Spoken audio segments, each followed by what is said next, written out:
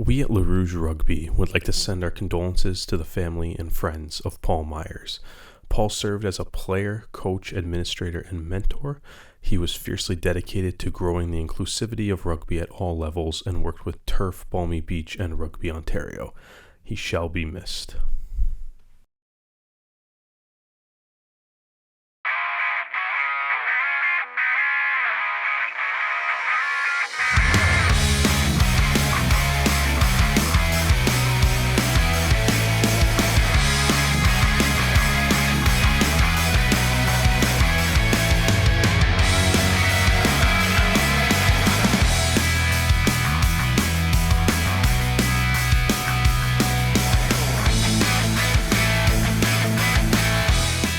Hello, everyone, and welcome to another episode of the Rouge Rugby podcast. And to all our Canadian listeners, hope you had a wonderful Victoria Day weekend. I'm Stu Hardy, joined as always by Derek Brissett. Derek, you know, the weekend started early for us Arrows fans on the Thursday night, but what have you been up to for your Victoria Day weekend? Yeah, no, I had a great long weekend. Took advantage of the Thursday night Arrows game. So yeah, Thursday night, watched the Arrows destroy the New England Free Jacks. It was beautiful, brought a tear to my eye, and then really enjoyed that. Friday, and then yeah, so after that, I guess my girlfriend's dad was running the Cleveland Marathon, so we drove down to Cleveland to support him doing that. Checked out the Rock and Roll Hall of Fame, which was a lot of fun. Was gonna go to a baseball game before remembering that unlike Toronto, a lot of baseball stadiums don't have roofs on them. And, so that was my first time experiencing a rain delay in my, 20 odd years of being a baseball fan. So that was a new experience there. Ended up just doing a bunch of bar hopping and stuff. Spent a lot of, I guess, watched the marathon, did that, drove back home after. Didn't watch as much rugby as I normally would because of that. I did manage to check my phone once on the Saturday night just because I wanted to see what was going on. Opened up my phone. The first thing I saw was that the Jackals and Giltinis were tied at halftime. That was kind of odd. We thought that was kind of odd. Didn't really look into anything else of the game, just saw the score. Kept scrolling through my phone, saw everybody complaining about power plays. Yelling. Yeah, everyone's just fuming about the power plays. I kept scrolling through the phone, and apparently England's sevens team and Argentina's sevens team need to get banned from rugby. So that was the next thing I saw, and at that point I was just like, you know what? I'm gonna put down my phone. I'm gonna put down my phone at this point and go back to these this fine Cleveland pints that I was enjoying. And then I eventually got caught up on everything. But yeah, that was my rugby viewing was like, I guess on the weekend was seeing like all the Quade Cooper hilariousness before leaving for Cleveland, checking my phone like once while I was there to see everybody in an uproar over a variety of topics. And then essentially decided that, yeah, you know what, maybe I'll just keep the phone off until I'm back home and I can get caught up on everything on on the Monday, take advantage of the holiday Monday. How about yourself? What did you get up to? So I was watching the Spanish Grand Prix, part of a double header of weekends because the weekend just gone was Spanish Grand Prix. The weekend coming up is the Monaco Grand Prix. That's why I'm wearing my Kimi Räikkönen cap tonight. And, so that was like early in the day, then, keeping up to date with all the rugby going on. And, I was confused as well when it said Dallas 7, LA 7 at halftime. I was like, am I in the same universe still? Have I traveled to another dimension where LA and Dallas are on the same page? But, credit where it's due. That was a very close half. The second half, not so much, but, you got to start somewhere, and that was impressive. I saw the criticisms come from like England 7 and Argentina 7s, bringing the game into disrepute. A lot of accusations being thrown around, although I will pick up on what Brock and Webster tweeted out, is that there will always be excuses that can be used and could have and should have. At the end of the day, we weren't good enough. And, as in, you can be upset about what Argentina did and what England did, but at the end of the day, Brock says like the responsibility was on them. They should have, put up a better score against England. They could have therefore avoided all of this if that was a circumstance. But it is what it is. They pick themselves up, they move on. They don't really have the time to like sit and rest on this. Obviously, you got the London Sevens coming up this weekend. So, Brock and the team, eyes forward and eyes on the prize. But we've been talking about Friday, Saturday. I do have a question though. Okay. What were people more angry at, power plays or England/Argentina? Well, I feel like we can talk about England, Argentina when we get to the sevens chat. Yeah. Put our feelings on it. How'd you feel about the power plays? Because that seemed like everybody was. I think the power play rubbed a lot of people the wrong way, because instead of the commentators saying that, a player going to the sin bin is like a power play in hockey, but instead of 2 minutes, it's 10 minutes. They were trying to equate it as the same thing. And then there just came a load of like errors coming up. So in the New York Atlanta game, Atlanta scored a try whilst New York had a player in the bin. And then they had to explain like, but now they've scored a try. And in hockey, that means that they would come back on. But in rugby, they don't. And I'm like, cool, then it's not a power play. Yeah. The thing. So, yeah. I think the thing that really surprised me the most after seeing the reaction on Twitter, because I was like, I have to go look at this now. Yeah. Was like, I was shocked that they used it as an actual graphic. Like the scoreboard bugs said, like, it said power play on it. And they were like, it sounded like when I was listening to it, I guess it sounded like the commentators were saying that they're kind of being, the vibe I got from it was they were kind of being instructed to say it. And I'm like, I think it's something that's come from like MLR Towers down in Dallas. See, I agree with you completely. In the sense that I'm all on board for the idea of like, if you have to use terms from other sports to help explain the game. Yeah, absolutely. Cool. I get that. Say like, exactly. If you want to say like, a yellow card means that a player has to go to the bin, sits in the bin for 10 minutes. His team has to play a man down, and it's like a penalty, and it's like a power play in hockey. Great, that helps explain it. You can add on with the exception of the fact that if the other team scores, he doesn't get to come back on. He has to serve the whole 10 minutes. Because I mean, like, to be honest, like I've done that trying to explain rugby to like my friends. I've used terms from other sports, like.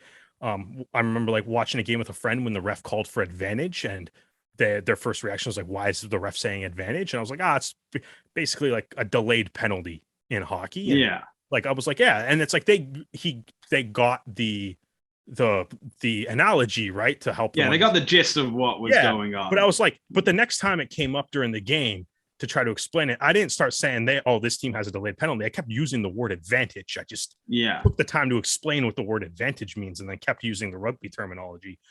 So I think that like that's one of those things where it's like you kind of look at like, okay, like MLR, like we do as a league need to attract new fans, and stuff, but need to attract new fans. So it's like if you want the commentators to use analogies from other sports, no matter what that analogy is, if the analogy is a power play, that's cool, but you can't cross it and make it sound like it's an official term, because then that kind of gets confusing and stuff, I think.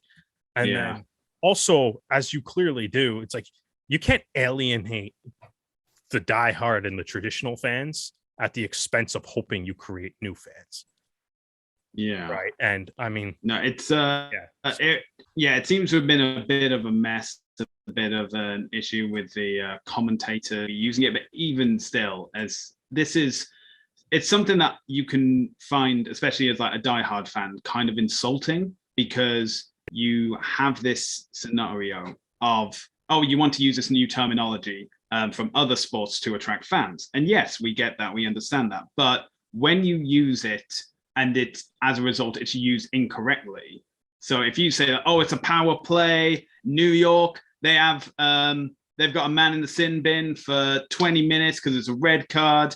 So this is how they're going to play. And if you're a hockey fan and you've seen rugby for the first time, and this is the first experience you have of it, you're like, so if Atlanta score, then New York can get their man out of the sin bin. It's like, no, it's not like that. It's like they have to do it for 20 minutes. And because so then you're just confusing them, because you'll say, oh, it's the power play. Yeah, but they've just scored. It's like, oh yeah, but they kind of man back. Okay, so it's not a power play, but it is a power play. And that's I feel as well is that by not using rugby terminology, so if you want to have your these new MLR fans end up watching, like the Eagles game, because the World Cup qualifiers are coming up, they'll be like, hey, I know that guy, he plays for New York, or so on and so forth. And then they don't use the same terminology. You're just gonna push the confusion down to another point rather than addressing what it is. To be fair, the sport of hockey has been misusing the term scrum for decades. Yeah. So I feel like this is rugby's way of getting back at hockey. It's like, they misuse the word scrum all the time. So maybe it's our turn to misuse the term power play. Maybe that's kind of a fun thing from it. I don't know. You know what? Like at the end of the day, it's like, I think the MLR does need to do things to try to figure out, to help market, to help grow the fan base, and also to be an entertaining product for the traditional fans, the people that already love rugby. And this is one of those things that it's like, if they don't do this if they don't call things power plays next week, I'm not even going to care about this. Be like, hey, you know what? That didn't work. People really didn't like that. And then we move on from life. We move on in life, and we get on with it. Yeah, exactly. So either way, in the game where there was a couple power plays in this game, Stu, but Toronto seemed to do well on both of them. Yeah, so let's go back to the halcyon days of Thursday night. New England coming north of the border for the first time. Toronto putting out, probably their strongest squad, and then we obviously had a few changes because Richardson was a scratch for just before kickoff, so Detoy came in to the starting lineup, and Vorolek came in on the bench as well. And it didn't start the way you'd like. It started off with a New England penalty, and then a try, and then another penalty. So it was already New England were up by 11 to Toronto's 0 points at that point. Then things started to change because we had the first of the Arrows 4 tries happening that afternoon, scored by Andrew Quattrin, just finding the gap, able to go over, boom. And then you had Malcolm with a conversion. So instantly it is 7-11. Then I was going to say Toronto get a penalty, and Sam steps up to the boot again, gets it. It's now 10-11. Another penalty. It's 13-11. Another penalty. It's 16-11 at halftime. And it's going well, obviously, for the Arrows. They're capitalizing on New England's penalties. And those last two penalties actually occurred when Andrew Cochrane was sent to the sin bin. So, Toronto, New England had a power play for 10 minutes. During that time, it was actually more Toronto's advantage, just forcing these errors on New England, and in return, getting the boot up and getting the scores. So no complaint from me. And then, of course, though, the Arrows, they know that for them to secure a playoff place, they need to be in a position of getting the try bonus point as well. So they know that they need to be putting the effort in, getting the results. But then it was the Arrows' turn to have a 10-minute power play as Sanarivi was sent to the sin bin. And then from the line out, Giuseppe Detoy was able to get his hand on the ball. It looked though it had been a knock-on by Mike Shepard. It was actually knocked on by a New England player, and Detoy was able to collect, get a 7-pointer to extend the Arrows' lead. And then about 11 minutes later, we had another try, this time in the corner. This time, Mirez's try did count as he did some acrobatics to get over. But then, obviously, you can never count New England out. And I was saying this to James Dealey, who I was watching the game with, is like, you can't count out New England for a second, because all of a sudden they could turn it right around. And sure enough, from the scrum. Quentin Newcomer was able to get over, score a try that Wilson was then able to convert. So New England up to 18. And, there was like a comfortable margin at this point, but still you didn't want to think about it. There was still like 15 minutes of play left. And then get another scrum, this time in the New England 22, deep in the 22. The advantage comes, gets passed out to Matt Hood, who does some acrobatics of his own and gets the try, secures the try bonus point, and then it was just holding off for the end. And when that final knock on came and you could hear the roar of the crowd, it was, something to behold. And, not the biggest crowd, by no means a sellout for the Thursday night, but such a great reception. Something everyone wanted. The loudest crowd in Toronto that night.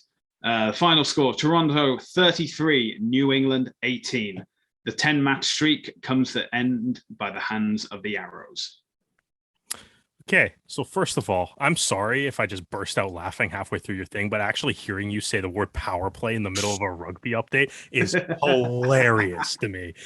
Yeah, okay, so hopefully that's going to be the last time we ever actually say that on this podcast. But I appreciate you mixing in that new MLR terminology. We got to get the new fans in, man. That's how we do it. It's funny though, because it's like not in the I guess for some reason not in the context of actually looking at a game and seeing. Like when you said that, I was like, that is hilarious. It sounds so wrong. Yeah. But either way, moving on from that. Funny. So yeah, obviously a pretty great game overall. Like you said, one of the definite things that noticed even sitting up in the press box and stuff was like, yeah, that was really loud in the building there. Like the crowd was unreal. The crowd really brought it for the Thursday night, which was great to see, right? I think over the course of this season, I've become a big fan of the Thursday, Friday night games. They're a lot of fun, man. I think, and I think the league, if you want to look at things that you can do to like be marketing and stuff, it's like I think the league should genuinely look into like making like Thursday night rugby, Friday night rugby, picking kind of in the same vein as like Sunday night football, Monday night football, or even hockey night in Canada on a Saturday night, right? Like. Pick one day, one time slot, make it like a marquee matchup. There's no other games that conflict with it. Right. And I think, the league would do well to kind of make that a little bit of a marketing initiative. I thought this game was great. And like you said, Stu, the crowd really brought it. Beyond that, though, like the game itself, as you mentioned, tough start for the Toronto Arrows. Right. But, it is one of those things. It's like, so Quattrin gets that yellow card. First of all, did he deserve that yellow card? No. But then again, we're biased, so I don't think it's best to be asking us. We are biased. Yeah, we are. I don't know. I thought it was kind of. I thought it would have been it looked like he tried to wrap, but just didn't quite get it. It's not the worst yellow card I've ever seen, but it is what it is. But really good response from the Toronto Arrows, though. Like, there was obviously a lot of. They shut down New England for that entire 10 minutes. They controlled most of the play. They, were doing a really good job of working through the phases. And then obviously we're able to draw a pair of penalties during that time, which allowed the Arrows to finish 6-0 during that 10-minute stretch. And, when Quattrin came back into the game, obviously that 10-minute stretch there really provided the team a boost, right? Like, by the end of it, the Arrows were in the lead, thanks to Quattrin's try before he went to the bin, and then the two penalties, but while he was there. So the Arrows are now in the lead when Quattrin comes back into the game, and the Arrows never really looked back at all, right? They, putting up 28 points unanswered before the New England got their next try. So like it was a great response, and the tries that were being scored too, like. Later in the game, obviously, like the Arrows capitalized on their own opportunities as well. When, New England had a player in the bin, and on the first play, basically after that, because that was the Gaston Mirez Gaston Mirez got hit up high by Sanarivi, and Mirez had to go off for an HIA for a bit. He came back on. I thought Mirez played great overall in this game, but he came back on. But like the first play. from while Sanarivi was in the bin. Quattrin kind of overthrows the line out. Shepard, Shepard hustles, gets there, kind of just deflects the ball back to DeToy, who is apparently the king of scoring deflected weird bounce tries in this league. So he scoops that up and dots down under the post, right? Mirez comes out of the bin, and like I think we have to talk about the last two tries, I think, because they were probably two of the best, or at least most aesthetically pleasing tries that the Arrows have scored this year. Both Mirez and Matt Hood getting completely horizontal for their finishes, but also too, like when kind of talking to the players and stuff after the game too, it's like one of the things that's really great about seeing that is like how amazing of a job the forwards did at setting the platform for those two tries, right? Yeah. Like you have obviously off Mirez, you had the kind of the line out maul, and that was done really well. And then, and he's able to score right away because New England's got to, bring in more guys to kind of defend that maul. That wing's a little open. Obviously had a lot of work to do. That was quite the leap to actually get in there. Good grounding. And then same with Hood, like Hood's tries, just that's an unreal scrum. And then Brody's just got the one pass to Hood, who again completely horizontal. And kind of funny in his post-match interview that we have posted on YouTube, kind of sort of, I guess, admits that he wasn't 100% sure he actually got that in a little bit of a hilarious way. But it doesn't, at least it doesn't matter if Hood doesn't think he got it. It just matters if the ref thinks he got it. And that's the important thing. So that I thought that was so obviously that's a great try. Great to see, man. The forwards in this game I thought were outstanding, especially going against like the Free Jacks, who obviously were down a couple guys, but like I thought like Rumball did an amazing job in the breakdown, coming away with some breakdown. So I thought Bailey did a great job in the breakdown too. Shepard's work rate's always there. It's never to be questioned. And then obviously like Ronan Foley was doing very well in that area. And I think over the course of the year, it's like Toronto in this game has been one of the few teams in the league that's kind of been able to, assert that dominance on New England in the breakdown, right? So that was really great to see, and obviously a major factor in their success. As like we said, it's like after they went down 11-0, they complete like that. It's crazy to think that Andrew Quattrin getting a yellow card ended up kind of being the turning point of the game, but also in a very positive way for the Toronto Arrows. Yeah, as in there have been instances during this season where the Arrows have been a man up and not been able to score points. Mm-hmm. So to now be in a position where you're a man down and you're still able to force penalties and ensure points from it, is a huge benefit. It's a huge stress remover, I guess, for all the players. Mm-hmm. But some like absolutely fantastic performances, as you said, by the forwards as well. I'm pretty sure I saw Rumble get breakdown steal as well, which forced one of the penalties. Ronan Foley again proving that he's probably one of the best signings for the Arrows.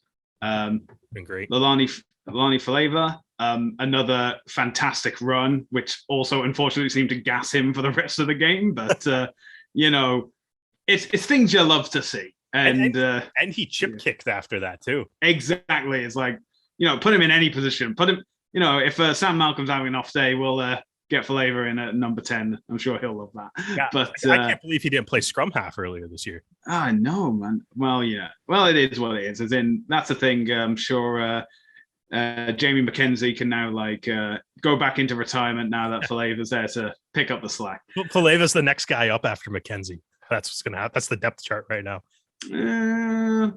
Well, I'm not the coach, so I'm not going to make that call. But I'm just saying the options there. But I do now also, because we've been talking about Arrows players. I also want to talk about like the Canadian players, especially for like the not the Arrows, they're Free Jacks, because we've got to mention them. Josh Larson and Jack Reeves starting for New England. Obviously, Josh Larson, one of the informed locks for Canada. And, Jack Reeves, he is eligible for Canada. And, if he ever wants to make the switch from England, England did no favors this weekend. So, I think the only reasonable thing is to sign for Canada. I'm just saying as well. But Jack Reeves had some great runs in him during this game. That was great to see. We also had Foster DeWitt, Isaac Olsen, and Ethan Fryer on the bench. Ethan Fryer came off for his first MLR game, so congratulations to him as well. And, some great performances, but some things just weren't clicking. I think Dougie Fife had kind of an off game. I didn't really see him with the ball that often, and when he was just being tackled. John Poland, had a great game at scum half, but got the first 2 penalties, and then I think every effort after that was for New England to try and get a try to get themselves back into the game, and as a result, there wasn't that many more kicks to the post, which obviously came back to haunt them because the advantage just keep going the Arrows' way. But it's just got to say that the Arrows were just doing fine performances. Bailey, having him back in the back row as well, and when Watson got sent to the sin bin, Wadden then had to come off to be the replacement player for Jack McRogers when he came on to fill in for Quatrin in the front row, but then obviously Bailey could then move into the second row, and then it would just be Foley and Rumble in the back line for I think it was 2 or 3 scrums that happened in that 10-minute period. So with the exception of the first 10 to 15 minutes, after that everything just seemed to click into place for the Arrows. Everyone was performing their job, everyone was in the right position for it as well. Even when Quatrin went off, Bailey was able to move up into lock position, because Wadden was the forced substitution for Jack McRogers to come in for the front row. And even with just having Foley and Rumble in the back row, you were still able to have a decent set piece for the few scrums that the Arrows had during that game, during that period. And we've seen it in games against NOLA and against DC, that in the final 10-15 minutes the Arrows just put their foot off the gas in discipline, creeps in, defense goes out the window, and that Thursday night it just seemed as though they were in it for the entirety of the game, and they were going to say that we've got the bonus point try and we are going to hold on now, we're not going to let anything slip up. Defense was immaculate, especially in that final 10 minutes when you needed it to be. It's putting in real good stead for the Fire and Ice Cup that's coming up this weekend. So, and considering how much is on the line in that game, that is probably going to be the game to watch this weekend. Yeah, we'll get to that in a second because quite the standings breakdown. No thanks to New York right now. But I agree with you. I think this is probably one of the best games that the Arrows have played this year, just all around. Yeah, absolutely. But like you said, it's I think now I'm not now I do kind of wonder how much New York was missing Waka. New England. Or did I say New York? Ugh. New York should have used Waka this weekend. I'm going to help. But yeah, they could have, man. Trade Milner Scudder, one of the other All Blacks, for Waka. Maybe they could have helped them this weekend. But either way, so I do kind of wonder how much New England was missing Waka a little bit, because this is their attack just didn't look very dynamic at all, and anything that they did try, shout out to Toy and to Fuga and the rest of the back line that matched up very well and shut down basically every opportunity that they had. Like you kind of said, it's there's not a whole lot of backs to me that really stood out in this game. Harrison Boyle had a couple nice runs early on in the game before as the New England gained that early 11-0 lead. Fife I thought was really good under the high ball. He did have some carries coming back, but I think a little bit to your point, earlier, he didn't have like that line breaking dangerous run that he's kind of known for either. Yeah. So I think like the Arrows, especially like, Mirez, Hood, and Sheridan, especially when like, Brody would, box kick, or if Malcolm would kick further down the field, and like Fife was the guy that was going to be receiving that ball. They did a really good job of kind of bringing up the kick chase really well and sort of shutting down anything that he did. And there was always support that was there. And then, like I said earlier, it's like the defense and the breakdown was really good. But yeah, there really wasn't a whole lot of holes. And I mean, you kind of go back to last week when they put up a shutout on the Jackals, and like it's like the defense has been playing incredibly well the past couple of weeks. They've been locking it down. I mean, you kept one of the best teams in the league to just 2 tries, both of them coming from the front row players, the hooker and then the reserve hooker. So it's it was a really strong, game overall. Like I think, yeah, the defense was excellent throughout, as you mentioned. I think also we've mentioned most of the players. I mean Cole Keith and Isaac Salmon, I think 2 front row guys that we haven't mentioned so far. The front row's been outstanding, and Arrows definitely had the better scrum in this game too. When Faleva came on, obviously the scrum continued its dominance, but then he kind of has that a little bit of that extra like ball carrying technique, and continues to be playing out of his mind the past couple of weeks. McRogers followed up his player of the week performance this week, was solid again. There's and obviously, like, kind of, I think we've mentioned Sheridan, Detois. Yeah, we mentioned the whole back line. Shout out Marcello Wainwright getting into his first actual playing time this year. That dude works incredibly hard, so it's always nice to see those players get rewarded. That find themselves maybe a little bit deeper on the depth chart. But he came in, great 20 minutes. Made some tackles, involved with the breakdown. Liked what I saw out of him during this game, so that was good to see. Man, great all around game. So now, I mean, we're going to obviously talk about the other games that happened this week, but New York let us down a lot. So Stu, you want to let the fine people know what we're looking at here, the Arrows playoff hopes and where we kind of stand.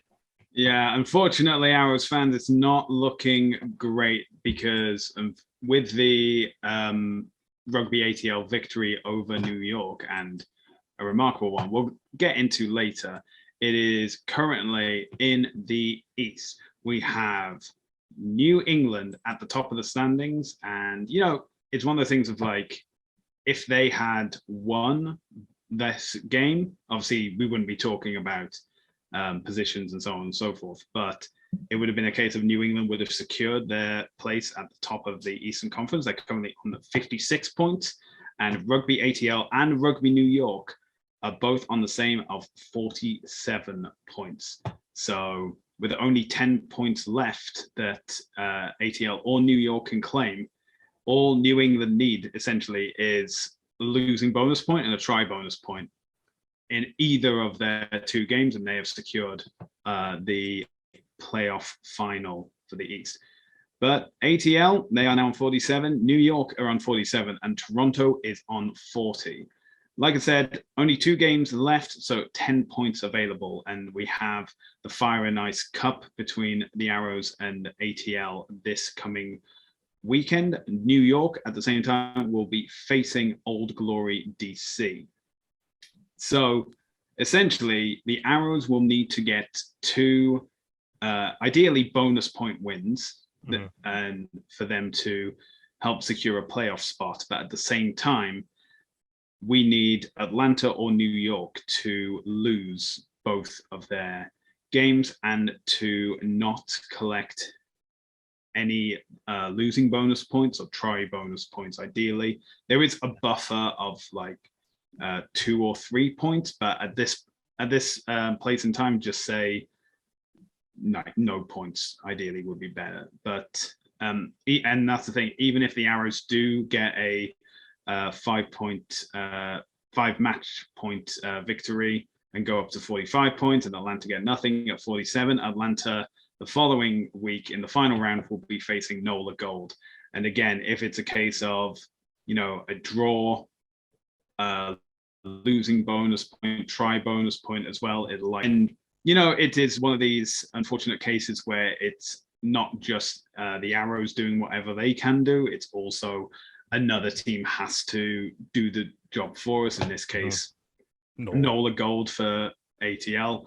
New York will be playing New England in the last round, but I like that game against DC. Matchup. That is going to be a fun matchup, but I think what New York will be hoping for at that point is that it's a dead rubber between themselves and New England. They don't need to worry about trying to secure their place in the playoffs because they'll have already done it. So it will be a case for New York and New England, give the younger guys a bit of a start, get them prepared, and then the real work begins the week after. But for the Arrows, they need to do the business against Atlanta. They need to do the business against DC, but they also need NOLA Gold to do the business against Atlanta as well. So unfortunately, that is the situation as it is. It is obviously very close. Atlanta and New York have won 9 games and lost 5. The Arrows have won 8 and lost 6. And it does seem to be as though the teams that are going to make the playoffs are the teams that get 10 wins under their belt. But, that's easier said for the ATL and New York teams than it is for the Arrows at the moment. I'm not saying it's impossible. I'm just saying the odds are not in the Arrows' favor. Yeah, no, we still got that the old Dumb and Dumber. So you're saying there's a chance. There's still a chance.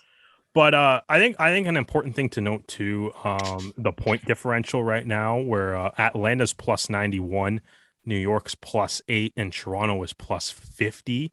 So if it came down to it being a close possible tie with New York, Toronto might have an edge on New York as far as the tiebreakers go. So that could be beneficial, but Atlanta will probably have the edge on Toronto if they come down to tiebreakers. I mean, I kind of said it's the unfortunate thing, right? Like the best thing Toronto can do is annihilate Atlanta in Atlanta next week. Like I said, bonus point win. Don't give Atlanta anything. Right. Beat them by 8. Don't let them score 4 tries. Yeah.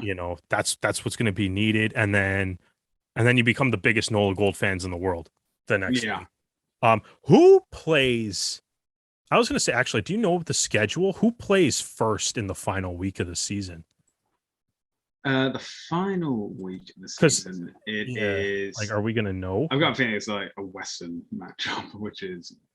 So okay, it is Atlanta. NOLA will be on Saturday. No, Friday at 7 p.m. at the same time as New England, New York. So we're like, okay, so in theory, if Toronto beats Atlanta this weekend, you're gonna know, but we're gonna know before they even play on the final week. You're gonna know. Yeah, the Arrows are gonna know. So it's like that'll be interesting to see. Like if Toronto, that would be the most interesting situation possible. Then, right? Like if Toronto beats Atlanta this weekend, and then if NOLA could beat Atlanta the week after, right? You'd be playing Old Glory, knowing that there's a playoff spot on the line. That would be a very fascinating scenario. Yeah. Unfortunately, though, as you said, I mean, as we'll get into this later too, as the Canadian Sevens teams learn this weekend, it's unfortunately when you leave your fate in the hands of other teams, it's doesn't always go super well. So no matter how well you actually perform. So I mean, best case scenario for the Arrows, just bury your head and do your job, and then hope for the best after you do your job, right? So. Yeah, that's the thing. They got to focus on the task at hand, and that task at hand is the Fire and Ice Cup coming up this Saturday at 3 p.m. Eastern Time. But we've got some other things going on with the Arrows. So some of you eagle-eyed team sheet watchers will notice that James O'Neill was not in the Arrow squad this week, and that is because James O'Neill has been cited and he has been suspended for 3 weeks. So he will play no further part in the Arrows' regular season appearances, but if the Arrows do make the playoffs, he has a chance of making amends there. It was also the Arrows Academy game on Saturday that's just passed. They were supposed to be facing the New England Academy side.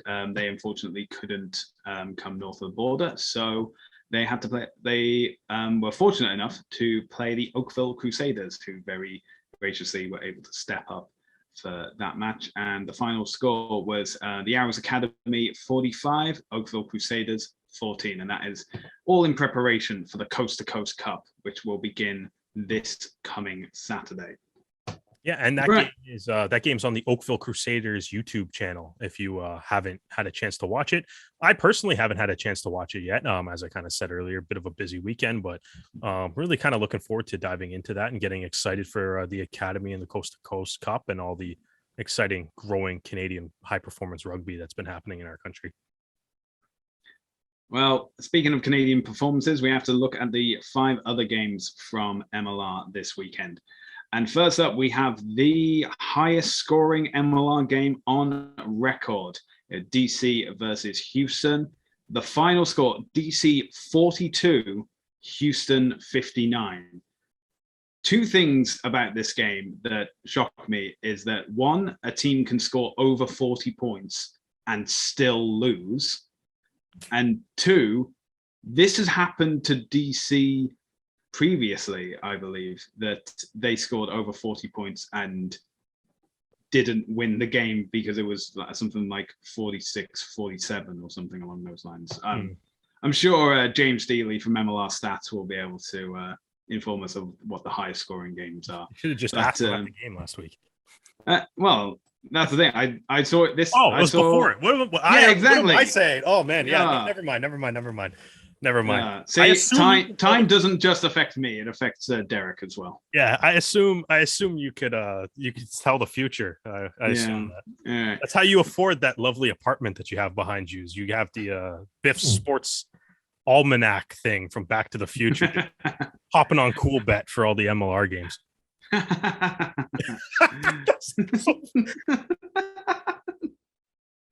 All right.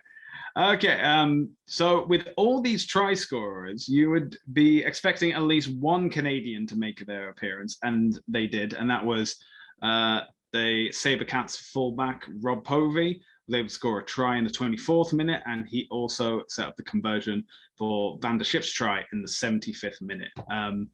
Now, this was, you couldn't look away because if you blinked, you would miss the try being scored. That was just absolutely bananas just to watch that. And I think it was Dean Muir, the first MLR player to score 4 tries in one game. Fantastic effort from him, scoring in the 3rd, 12th, 30th, and 48th minute. But yeah, so that's 4, 5, 6, 7, 8. 9 tries scored by Houston to 6 tries scored by DC. But I will say Lueta's try in the 80th plus 1 minute was an intercept. So, the score was 42-52 at that point. So, a lot closer than what is to be than what the scoreline gives, and continuous back and forth. DC able to nail all 5 of their conversions, and Kotzer only able to get 5 out of 6. Povey only to get 1 of the 2 that he needed. But yeah, ill discipline affected DC a lot. Nicotini got a red card in the 11th minute. Coleman got a yellow card in the 26th minute, and Kalapu got another yellow card in the 44th minute. So, that's a good portion of the game with DC down to 13 players and another 10-minute spell with them down to 14. And yeah, it's, defense out the window. Doesn't matter. Jettisoned into the sun. Doesn't matter. I mean, Houston obviously knew that they needed to get the win to help their playoff chances. DC, you were saying before, Derek, of DC can irritate other teams and get in their way of making the playoffs and so, and they bloody well tried, but only able to get the try bonus point out of all this. But no, this is a good game to watch. This is a game you can introduce to new players and be like, no, that's not a power play, that's a sin bin. Oh man, yeah. Is this the first game that was used? I guess so, right? Because in the timeline.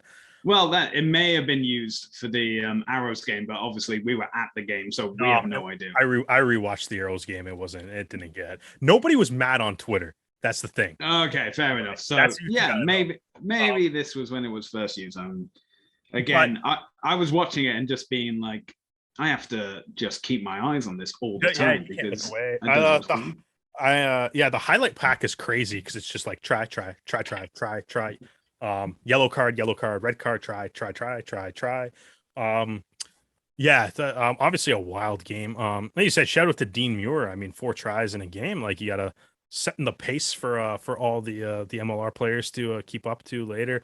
Obviously for DC, man, I thought it looked like DC played pretty well. I mean, I've been liking their game since Nate Osborne took over. Man, they've been a lot better than what they were earlier in the season. Obviously, have picked up a couple wins and look like they have the potential to ruin someone's year. But it's going to be tough, man, when you pick up 3 cards in a game. That's always tough, especially that Coleman yellow came with still during Nakatini's red. So I mean, they were playing with 13 guys for a little bit, and that's obviously like a bit of a stretch of time there where I think Povey got a try. No, sorry, Povey's try came just before that. But Mir, I think one of Mir's tries was while they had 13 guys, right? So it's that's always difficult. And I mean, like it was certainly looks like a fun game to watch because I mean, maybe a defense coach's nightmare. Maybe the film sessions, on a Monday morning aren't going to be the most flattering for some players trying to make tackles and stuff. But certainly a fun game for the fans. It's games where defense is forgotten are usually really highly enjoyed by fans, but maybe not so much by the coaching staffs a little bit. But certainly an entertaining contest. Well, we've got to move on from a high-scoring game to a game that started off very low-scoring and then obviously change around in the second half. So we head to Dallas, where the Giltinis came to test their mettle. LA, impressive, starting off with a front row that was entirely Canadian. We have the Sears, Duru, Stevens, and Les Mackin coming in as the starting front row. So that was wonderful to see. But yeah, this was for the first 30 minutes, there was not a single point scored until the 32nd minute. And then Billy Meeks decides, oh yeah, we need to actually win this game, and scores a try. And then just 2 minutes before halftime, Rora scores a try for Dallas, and Carlze gets a conversion. And we're all even Stevens at halftime, 7-7. So, very interesting turn of events. So, and then second half, Stevens. Yeah, speaking of even Stevens, Lindsay Stevens not only able to get 1 try, but to get 2 in the second half. He actually started off the scoring in the second half, I believe. The first try of the second half in the 43rd minute, and then followed it up again in the 56th minute. And both one converted by Burton, the other one converted by Carty, and then. But in between those 2 tries, as well as a number of other players, we also had Ben Lesage getting another try for LA. And so, yeah, it was, a interesting start. Obviously, Dallas able to hold the defending champions for 7 points at halftime. And then, LA reminded, like, look, if we win this game, we can actually jump Austin in the table. And they were like, oh, yeah, we have to actually score tries to win games. So, finally good to see those players come back. I mean, other tries from Ryberg, Goddard, Perry, and Fepulai. Really cap, too. Yeah. So, obviously, I keep forgetting that Ryberg used to play for the Raptors as well. I was like, he's played 50 games for LA. It's just he's so synonymous with scoring tries for LA. Over the past 2 years. He scored a lot of tries for the Raptors in those years, too. I know, but 1 year for the Raptors. Yeah. But ultimately, LA set out what they needed to do. Dallas, able to hold the defending champions again, and also scoring points, which is something they weren't able to do against Toronto. It seemed back to get into the swing of things. Obviously their season hasn't gone the way they wanted to, but it's ended on a high, or as high as you can, against LA. But good for them, and congratulations to Stevens and Lesage for getting their collective 3 tries for the Giltinis. Yeah, that's obviously, you always love to see the Canadians contribute on the scoreboard a lot, right? So that's great. Man, and I love seeing LA utilizing the full Canadian contingent there. This was definitely one of the games when I checked my phone, I was like, what on earth is happening? Seeing the 7-7 score at halftime. And I got to admit, I kind of got excited. I was like, oh, sweet. I get to wear maybe I'll get to wear my Jackals hat on the podcast this week. And then I checked the second end, second half score, and I was like, oh, that makes more sense. So a little unfortunate to see that. I mean, it's tough, man. Tough for Dallas right now. Like, this is their 6th game in a row giving up more than 50 points, right? Yeah. It's probably emotionally, it's probably even tougher playing so well in that first half. And going into the sheds tied with a great team like LA, but fortunately it's LA kind of showed why they're the champs, and why they are once again finding themselves at the top of the table, because they are a great team, and even if they have a bit of a slow start, it is nice though seeing that half, because it does also kind of reiterate the point that you can't really underestimate people in Major League Rugby. Can't underestimate teams, but because a team like the Jackals can, even if it's just for 40 minutes, can hang with the defending champs, and a team that now sits on top of their conference. But unfortunately for the Jackals, they got 1 game left. One game left to avoid, I guess being the second team to go 0-16 in Major League Rugby's history, which probably isn't something that they were striving for early, but they got to play. They got the last games against, I believe it's against Utah, right? So it's it should be that should be a good one, and it's at home. Hopefully the home fans give them a nice little send off, and that's all you can really do, man. I hope they put in a good performance this week, and are able to. Oh, sir. No, that was on a bye week. I'm sorry. They have a bye week. Their last week's week 18. It's still against Utah. So I guess they got a week to regroup, and then hopefully they put in a good show for the final week of the season, and can be sent off on a bit of a high in front of their fans, who seem to have definitely been sticking with them and supporting them the whole way through this season, which has obviously been tough. Yeah. So we move now to the gold mine as San Diego come to visit New Orleans.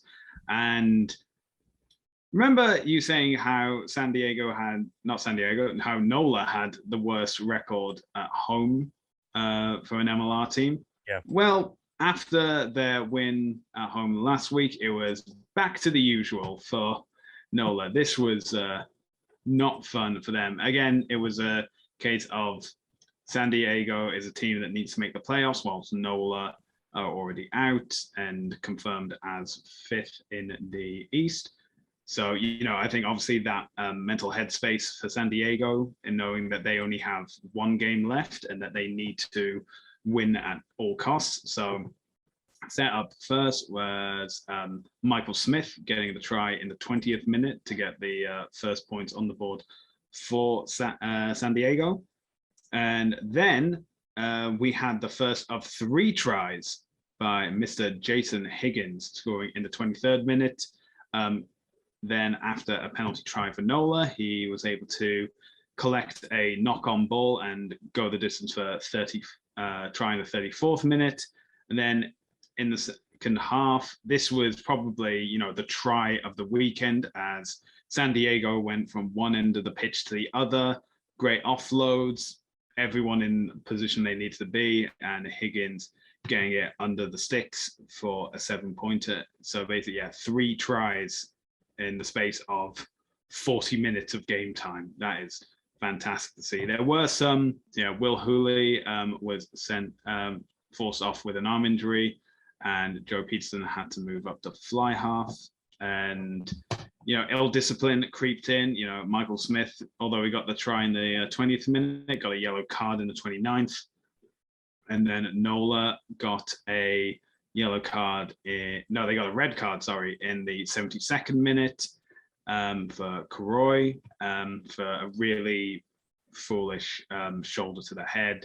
But both teams had been given marching orders from the referee. I think it was Nola first got driven back 20 meters, and then at the next penalty, San Diego got driven back 10 meters, and then the ref had to really put his foot down and say, like, this is the rules, stop messing around. Halftime 21-7 to San Diego. The full-time score, Nola 12, San Diego 42. So this is, and it seems to be another case for San Diego, same level like Toronto. They need other teams to do their job. Obviously, not playing in the final week is always going to leave you waiting on the sidelines. So, but as we look at the table, it's it's not looking good. They're already out of the playoff picture at the moment. They're in fourth with 42 points. Houston have 46. So it's basically a case of if Houston gets even 2 points, if it's a draw, or if they get a try bonus point and losing bonus point, then it's obviously not really going to work out well. And Houston will be facing Seattle, whilst San Diego will be facing Austin. So tough week. It's not going to be the easiest of games for San Diego against the team that's desperate to regain their footing as the top team in the West. But we shall see. We shall see. And as you mentioned too, man, Jason Higgins picked up the nice hat trick, which is a term that we can borrow from hockey that everybody likes. And great hat trick from him. And so tries too, as you mentioned, were kind of classics. One of those tries is I believe his third try is the MLR try of the week right now. He won man of the match. So outstanding. Did he win player of the week as well? As of recording this, I don't think on Monday night, I don't believe the MLR has announced the player of the week yet. Let's have a quick scan. You keep talking and I'll just have a quick check. Yeah, so that's obviously great to see for Higgins, and then tough road ahead for the San Diego Legion, as you kind of mentioned. I think another thing that we always have to shout out, man, it's like anytime like watching San Diego this year, Mike Smith is so good. He's so good. We need can't wait to see him in a Canada jersey again later this summer, man. Like, he's just unreal. He played really well. It's probably going to have to play really well next week too, because as you mentioned, they only got one more crack at this, and the standings aren't doing them too much favors at this point in time. They probably need, I don't know, what's San Diego's best hope? Seattle and Houston tie? Is that the best? No, the idea is Seattle beats Houston, and then the following week Austin beat Houston as well.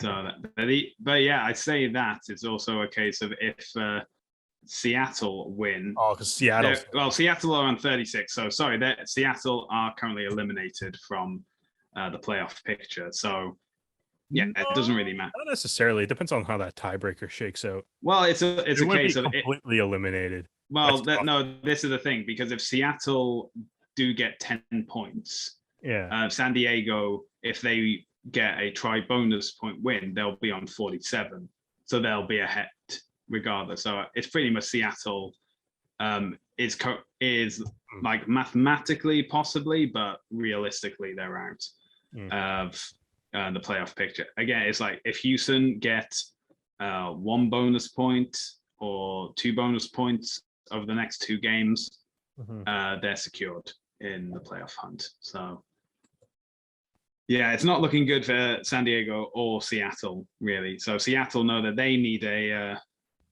4-try win against Houston, and then they also need other teams to do their job as well. So nice. It's good. It's tough in the East and it's tough in the West at this moment. we've got the final two games. Now, this was a bit of a shock result. Utah versus Austin. So I did start off with Austin getting the first try of the game, Utah getting a try as well, but also the Utah getting the conversion. Then it was a case of Austin getting a penalty that put them up to 8 points to 7 at the half.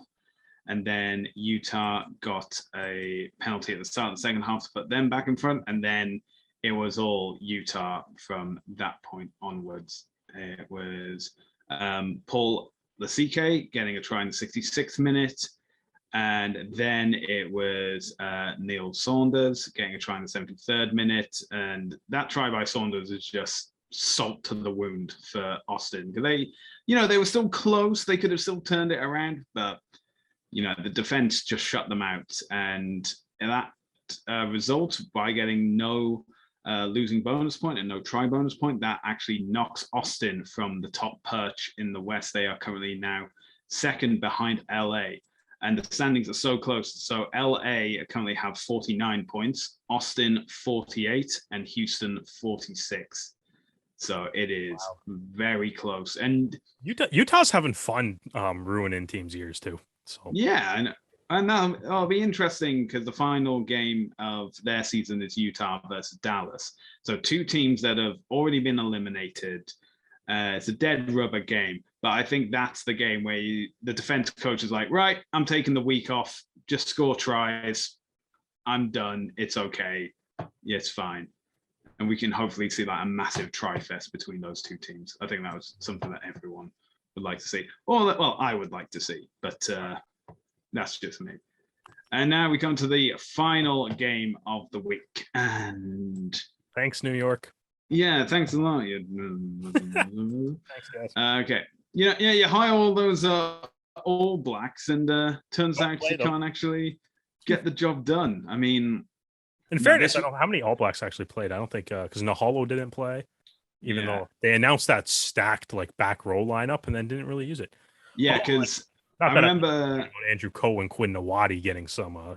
Andrew Coe was on the bench and then started the game, and then Quinn Nawadi wasn't even in the match day 23, and then he's suddenly starting as well. And we ended up with Nawadi versus Barton in 12, which is also that was also fun. Barton won. Yeah, Barton won by a lot. Yeah. If you're confused of like, oh, did this player do better than the other player? Just sec. Were they playing for Atlanta or were they playing for New York? And if they were playing for Atlanta, they won. I was gonna say, I think the only player on Atlanta that struggled was Cole Davis trying to keep the 1 on his jersey from falling off. Well, the 4 was peeling off as well. Was it? Oh, wow. Yeah. Yeah, I was thinking like, God, this second row was really quick, and then I realized, no, that's not Justin Basson.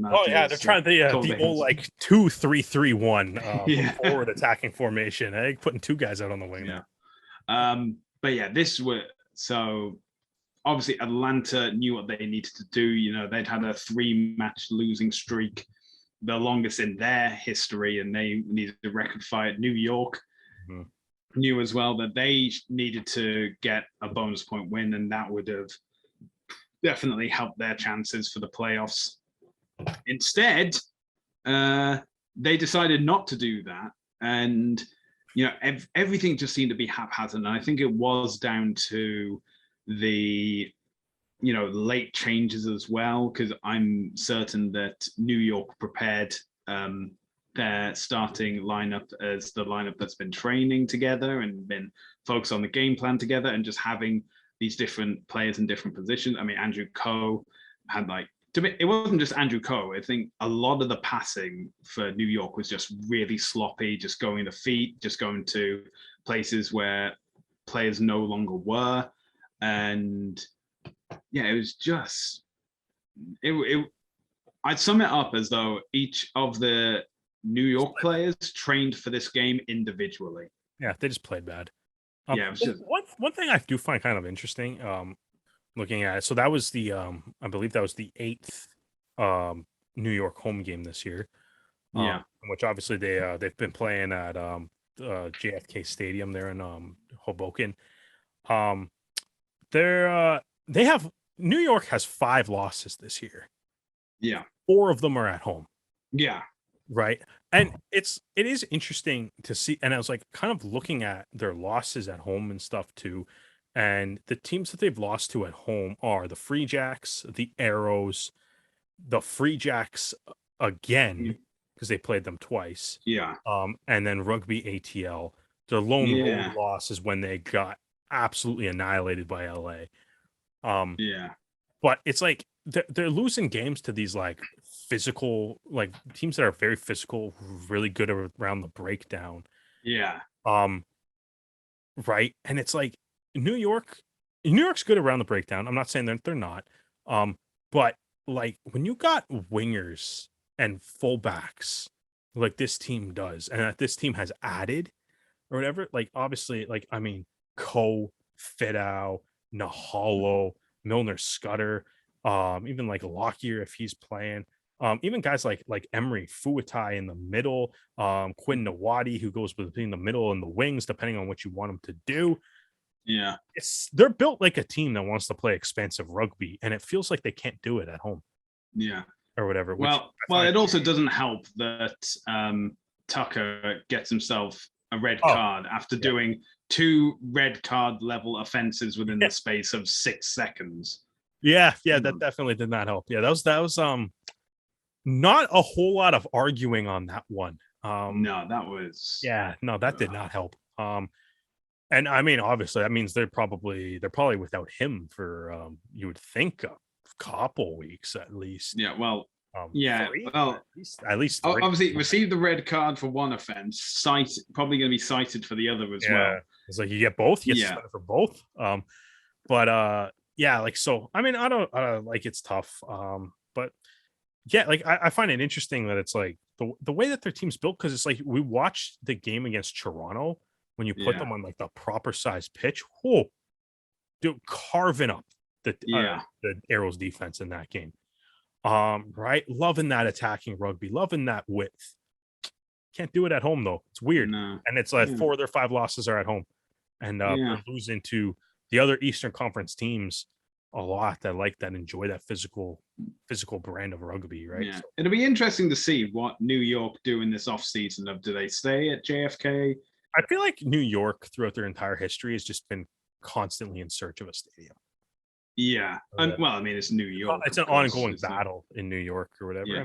And that's until they get rebranded as like the Red Bull Minotaurs or something like that. They're not going to be playing at like Red Bull Stadium or anything like that. So I mean, that's probably a little big, but like, I mean, I'm sure they'll. I'm not like worried about it. I'm sure they'll come up with something. I mean, if they end up back at JFK, they end up back at JFK. But I just think it's a weirdly interesting quirk that like the way their team is built seems like they would want to be playing expansive, wide, and attacking rugby, and then their field at home won't let them. And after 8 home games, 4 of their 5 losses are at home. It's weird. Yeah, it's weird. It's most teams' home stadium doesn't hurt them. New York seems like it does a little bit. Yeah. Well, we'll see if New York can replicate their form of old when they play at DC this coming week. Now we move from North America to Europe as we focus on the World Sevens. It is a doubleheader of competitive weekends for the men's, and this round in Toulouse was also the men's sevens and the women's sevens as well. And we've been talking about a certain game that affected Canada, but this was their group stage results. So a 24-5 loss to England, a stunning 12-19 victory over Argentina, and a comprehensive 40-14 victory over Japan. But that England-Argentina game eventually secured England and Argentina into the cup finals and demoted Canada out of it.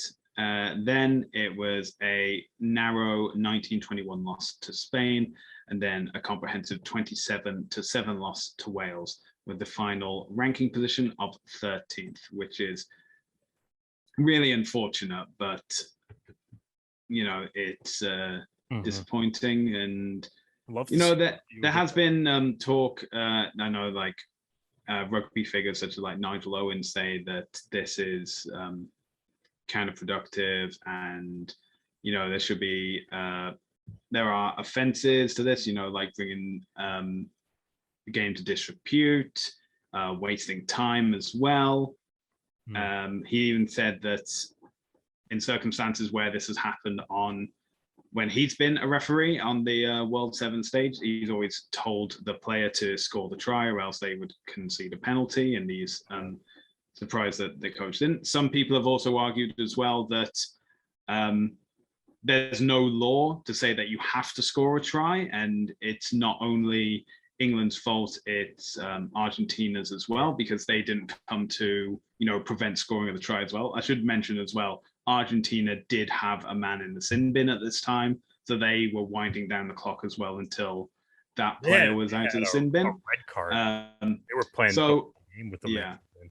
So it's a case of, I'm sure a new rule will come from this as a result, because if you're a fan and you've come along to this game and you're just waiting for a player to score a try for 2 minutes, then you're not going to be happy about that. That's certainly the thing, right? Like, as a spectacle, it's brutal, right? Like, we essentially watched two teams stop playing for 2 minutes. Yeah. I think like the thing is, I know Nigel Owens is saying that he would have given a penalty or threatened the penalty, right, in order to get I believe, who is it, Will Homer, to ground the ball there. But it's so weird, because it's like, I want it to, like, it's weird because it's like, what do you do? Like, is, like you said, it's like, is it the fault of the English player for just not grounding the ball and standing there? What happens if he stands at the 22-meter line instead? Right, like, it stands and waits there. There's, like, you know what I mean? There's obviously a bunch of people that were immediately suggesting it's like, oh, once you cross the line, you should only have 10 seconds to ground the ball. Well, then he's probably just not going to cross the line, and he's going to sit there and wait ahead of it. I think the issue, like, I think I agree with what you're saying, that there's probably going to be a new rule that comes from this, right? Because I think that was weird, and I know everyone was citing certain rules, such as the spirit of the game law, which, to be honest, I don't really know what he did is what either. Yeah, that's the thing, when you're talking about stuff like that, it's so vague that but even like, you can't really say it's like, oh, it's not in the spirit of the game. Like, totally, cool. Is it within the law? Yeah. Well, that's the thing, though. It's like, even like, I think it's in the spirit of the game. He did, like, both teams, who I think are kind of both equally at fault, because let's be real here, Argentina gives up on that play the moment he touches that ball. Yeah. Flat out gives up. Like, they do not care about any try that's about to be scored. And I mean, even to the point where, like, players were, like, calling guys back that even kind of thought about walking down there to make them score that try earlier. The coach telling them to not actually go back. But I'm like, at the end of the day, it's like, by England doing that, it's like they're doing the thing that's best for them to advance in the tournament, to win, right? Yeah. Which to me is in the spirit of the game, because you're trying to win the tournament, right? Yeah. But I think, so the thing is that I find super interesting, the one rule everybody was citing was rule so under 9, rule 7D. Stu, I sent you the link on our chat to the rule. Can you read me what unfair play rule 7D says? Unfair play. A player must not waste time. Sanction, free kick. Sanction, free kick. And it gives 2 examples of guys, I guess, kind of wasting time in set pieces, not getting set properly. Yeah. Here's my thing. What, like, that is so vague. Yeah. As far as a rule goes, like, what is considered wasting time? I would like to compare it with something else. So, Stu, have you ever seen the NHL's delay of game rule? Which I guess closest comparison to. No, you haven't. Okay, perfect. Can you open up the doc that you just sent to me and go to? Yeah, I got it right 63. Here. What is the first thing that you notice, other than the fact that this rule is 3.5 pages long?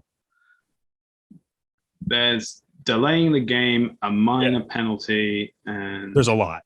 Yeah, there's a lot. There's a lot, right? So basically, it explains. It's 3 pages long. It's over 3 pages long, and that minor penalty section has 10 bullet points listing 10 different things that you can do that are going to be determined as delaying the game / wasting time. Yeah. Right. It gets specific on, like, puck, shooting the puck over the glass, diving on the puck to smother it, things like that. Right. Yeah. Versus rugby just wasting time. You can't waste time. What does that mean? You know what I mean? Is wasting time when a team kicks a ball for territory after a penalty and walks instead of jogs? Is that wasting time? That's wasting time. Yeah. Trying to slow the game down doing that, right? Like, it's, so like, what does that mean? Like, wasting time. So I think what I would just like to see from this is, like, that waste time rule. I think you need to expand it and be more specific on things. And I think, like in a lot of other sports, once somebody kind of exploits a loophole in any rule book, to a point where, like, nobody really likes it at all, usually that results in a change in the rule. I'm not really sure what you would say here, though. That's my question. Like, what do you say? Like, you have 10 seconds to ground the ball, but, like, if they don't cross the line, how do you enforce that? Like, I don't know what the actual law would be here, though. That's my question. It's like, because all he's doing, like, is there a law against standing on the pitch just holding the ball if the other team isn't going to try to tackle you? Right? Like, I don't know. What do you think? Yeah. Well, as soon as any rule comes into play and there's an exploit found, which has been shown here, it's then pretty quickly by World Rugby, especially if it affects the viewing of the game. It wouldn't surprise me if this was in place by the time of the London Sevens this coming weekend. So yeah, it's one of the things, like, rugby keeps changing, like, certain rules every year or so when it comes to, like, scrum and, like the new 50-22 rule.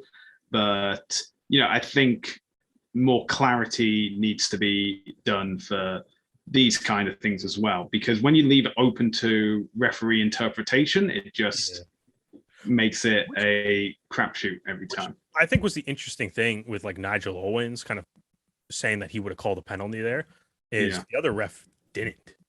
Yeah. Right. And, like, can we argue with the other ref for not calling that? Yeah, if it's open to interpretation, then what is wasting time? I don't know. Like, it's it's not against the spirit of the game, because that's what England needed to do to win. So yeah, exactly. So this is something that we should hopefully see addressed, and it should not be in place for when the HSBC World Series heads to Twickenham Stadium this coming weekend. But we've talked a lot about the men's game. Let's move quickly on to the women's game as well. They seem to have a much better turn of events. Obviously, no controversy on their side. They started off the weekend with a 26-12 victory over Spain. They followed that up with a 14-7 victory over Scotland, and then, unfortunately, a 17-0 loss against the New Zealand Black Ferns. And then another narrow, heartbreaking loss in the Cup quarterfinals, losing to Ireland 22-21, a 1-point difference. However, they followed that up with a 19-7 win over the United States before losing to hosts France 19-14. Their final place in the tournament is 6th. And, it's disappointing, but obviously, got to focus now, turn your head, or want to be selected not only for the Commonwealth Games in July, but also the World Cup coming up in September as well. So that's where the focus needs to be now. And as we've mentioned, the World Series moves to London this weekend, and you can catch that on Saturday and Sunday on CBC and CBC Gem. We also have the finals of the Champions and Challenge Cup, and you can watch that on epcrugby.tv. On TSN, we have the latest round of Super Rugby Pacific. And on the Rugby Network, we have the Japan League One finals, which will take place between Tokyo Sungoliath and Saitama Wild Knights. Also on the Rugby Network are all the MLR games that are not on Arrows games. And we also have the Coast to Coast Cup, which will also be streamed live on the Rugby Network. And the Arrows will be heading down to Atlanta this weekend, Saturday at 3 p.m. Eastern Time. And you can watch that game on the TSN website or the TSN app. And, this is going to be one to watch because it is the Fire and Ice Cup and maybe the determining factor of who makes the playoffs. But Derek, it's come to that point of the podcast. We now have to make our picks for round 17 of Major League Rugby. And first up, we have Seattle versus Houston. Oh, man. At home is Seattle. Mm-hmm. I like Seattle trying to keep their season alive a little bit at home. I think I can go with Seattle. You're going to go with Seattle? Well, I mean, mathematically, it's there for Seattle. It's also there for San Diego, but I'm sure Houston want to be in a position where they can, get into the playoff race and not have to worry about whatever happens in the other game. So I'm going to go with the SaberCats. Next up, we have the Fire and Ice Cup, Atlanta hosting Toronto. Derek, are you going to be going with ice or fire? Definitely ice. Definitely ice. Let's go Arrows. It's a big one. Big one. Season on the line. Okay, and now we have, for the third game of the round, is a replay of the Western Conference Final. Utah versus LA. Who have you got, Derek? LA. Short and sweet. I got to agree with you on this one. They may be top of the West, but they need to secure that spot, and obviously a win will definitely help them. Although, that said, I thought Austin would be able to do the same as well. Maybe Utah can get a double over the Cocktail Cousins and really screw up their plans. Speaking of cocktails, it is also Austin versus San Diego. Again, one team looking to get directly into the conference final, and another team just looking to get into the playoffs. And, especially after that performance against Utah, I know Austin want to turn it around. They want to get back to where they want to be. I will be going with the Gilgronis. How dare you pick the team that has no Canadians versus the team that has a ton of Canadians? And pick the team with no Canadians, Stu. I'm going to pick San Diego. All right, fair enough. Good logic, I will admit. Next up, we have the Eastern Clash of DC versus New York. Now, DC technically did outscore New York in this past round, but, it's going to be a wider pitch. New York will probably have more room to maneuver, so I'm going to go with New York. Once again, Stu, how dare you pick against the Arrows' hopes here, DC. Fair enough. And finally, it is New England versus NOLA Gold. And, after Toronto brutally ended New England's 10-match winning streak, and I'll be watching the highlights of that game probably for the next few months or so, just to see how badly New England lost. I think their focus will also be on the fact that if they get a win, they secure the home playoff final for the East. So I will be backing the Free Jacks this time out. Yeah, New England's basically unbeatable at home. So basically the opposite of NOLA. So let's go with New England. All right. So those are Derek's picks. Those are my picks. But if you want the Toonies picks, you're going to have to find that on our TikTok account at the Rouge Rugby. In fact, you can find us across social media, including Facebook, Instagram, and Twitter at the Rouge Rugby. If you like listening to this podcast, you can Apple Podcasts, or if you like watching podcasts, you can do so on our YouTube channel, again, at the Rouge Rugby. Derek, if the people want to find you, where can they do so? I'm at Brissette the Jet across all social media networks. And you can find me across social media at Hardman, spelled H4RDMAN. Well, Derek, thank you for joining me for another episode of the Rouge Rugby podcast, and thank you all for joining us. We hope you can join us again next time.